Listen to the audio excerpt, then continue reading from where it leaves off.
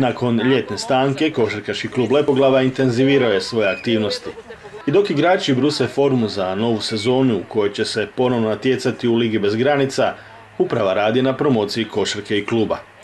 Tako su igrači mlađih dobnih skupina zajedno s tajnikom kluba Marijom Varovićem posjetili dječji vrtić Lepoglavu.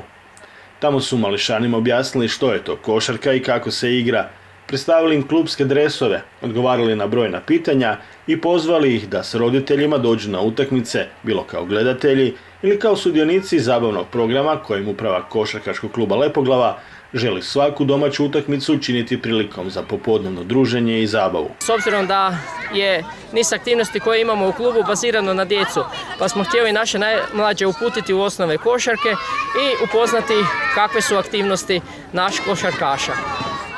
S obzirom da imamo niz aktivnosti u klubu, tokom cijele godine htjeli smo naše najmlađe, njihove roditelje i tete iz vrtića pozvati da nam se uključe kroz niz radionica tokom cijele sezone. Novina kojom se želi dodatno promovirati košarka i klub je zanimljiva košarkaška bojanka. U dogovoru s upravom košarkaškog kluba izdali smo jednu slikovnicu primjerene dobi djeci od 4 do 6 godina, da ih uputimo u osnove košarke, a ujedno da njihovim roditeljima skrenemo pozornost i da ih uputimo koliko je sport, to je sama košarka, bitna za njihov rast i razvoj. Klinci nisu ostali nezainteresirani, ali su pri tom istaknuli jedan problem.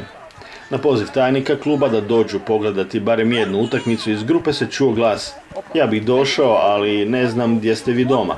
Taj problem brzo je riješen, pa se nakon priče krenulo i s kratkim košarkaškim treningom.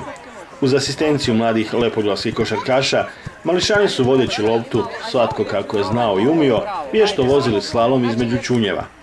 Od lopte su se teško odvajali, pa je za očekivati da će neki od njih, kada skupe dovoljno godina i malo se protegnu, zasigurno obući dres košarkaškog kluba Lepoglava.